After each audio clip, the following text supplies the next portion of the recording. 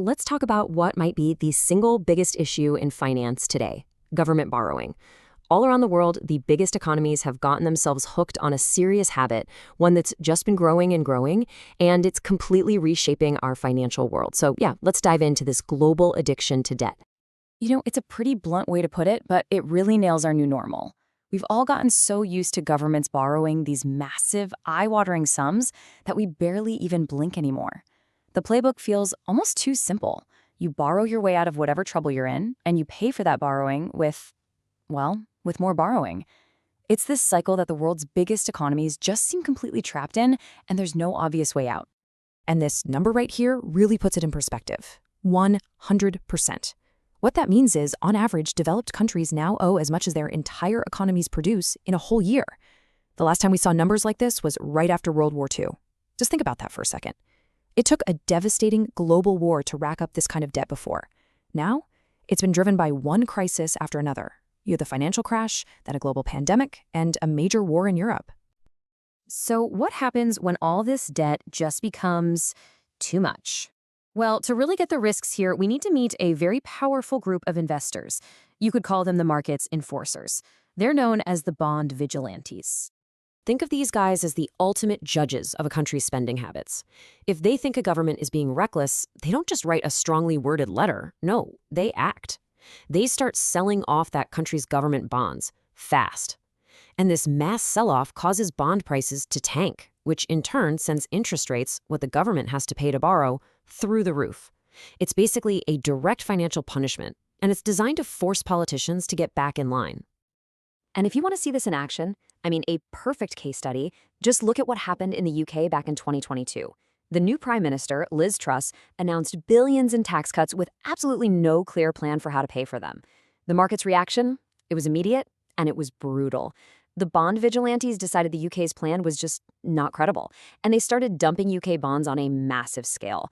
Within days, the market was in a total meltdown. And this right here shows that this isn't just some abstract drama for financial traders. Oh no. This crisis hit regular people's wallets, and it hit them hard and fast. As the government's borrowing costs went ballistic, so did mortgage rates for millions of homeowners. It was a really painful, real-world lesson.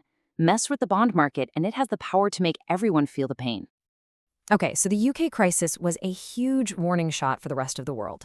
But it brings up a much, much scarier question. If the vigilantes could bring a major G7 economy to its knees in just a matter of days, what on earth would happen if they turned their attention to the biggest borrower of them all, the United States? The scale we're talking about here is almost impossible to wrap your head around. The U.S. government bond market is the safe asset for the entire planet. Central banks, giant pension funds, regular investors from Tokyo to London, they all rely on it being stable. It's not just some American thing. It is the absolute foundation of the global financial system. So its stability isn't just an American issue, it's everyone's issue. But here's where it gets really alarming. Just look at this chart. The U.S. is running a deficit that one economist called truly extraordinary. We're talking nearly 7% of its entire economy during a time of peace and with really low unemployment. It's borrowing way, way more than any of its peers. And the big question is, how long can that possibly go on? And the really crucial part here is the snowballing cost of just paying the interest on all this debt.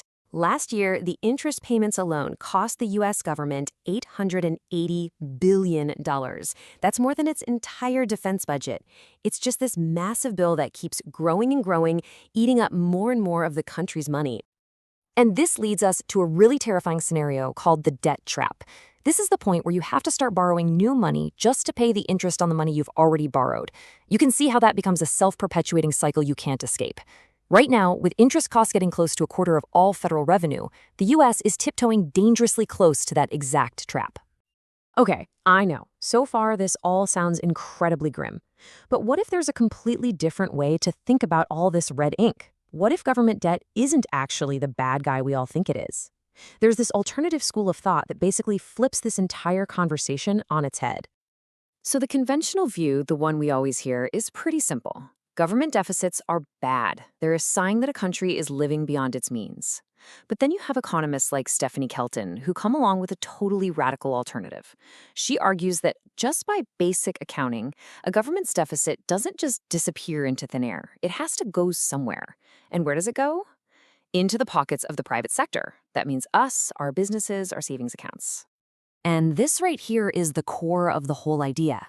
When the government spends more than it brings in through taxes, let's say by building a new hospital, that money flows to construction workers, to suppliers, to doctors. It becomes their income. The government spending actually created a financial asset for the private sector.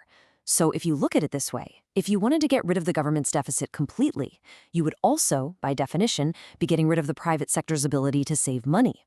Their red ink is our black ink. So we're left with these two completely clashing views of reality.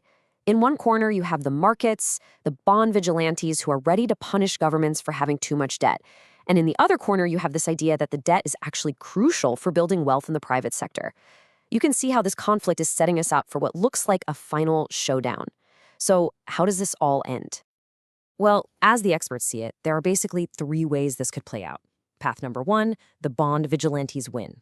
They trigger a crisis, just like in the UK, that forces governments into making deep, really painful cuts to spending. Path two, the governments win. They just use their central banks to force interest rates down and buy up all their own debt, a strategy called financial repression that Japan's been doing for years. Or path three, the sneaky option, politicians just let inflation run hot, which quietly chips away at the real value of the debt over time, making it much easier to pay back. So, in this big showdown, who really holds all the cards? Well, financial historian Russell Napier puts it pretty bluntly. He says that when democratic governments are faced with a choice between what the market wants and what their voters want, they will pick the voters. Every single time. And they have the ultimate weapon to do it, their central bank. They can literally force banks and pension funds to buy government bonds at rates they would never, ever accept otherwise. In a real fight, the government can just change the rules of the game. But it is so important to remember that none of these paths are free, not one. Each one comes with a really heavy price tag. It's a choice between the sharp, immediate pain of austerity, the slow, secret theft of your savings through inflation, or the weird, market-distorting effects of financial repression. There is no easy, painless way out of this mountain of debt we've built. And all of this leads to the one final question that's just hanging over the entire global economy. As government debt keeps climbing to these historic, almost unbelievable levels, some kind of confrontation feels inevitable. So who's going to win this war over debt? The politicians and the central bankers who create it, or the markets that have to fund it? The answer to that is going to define our financial future.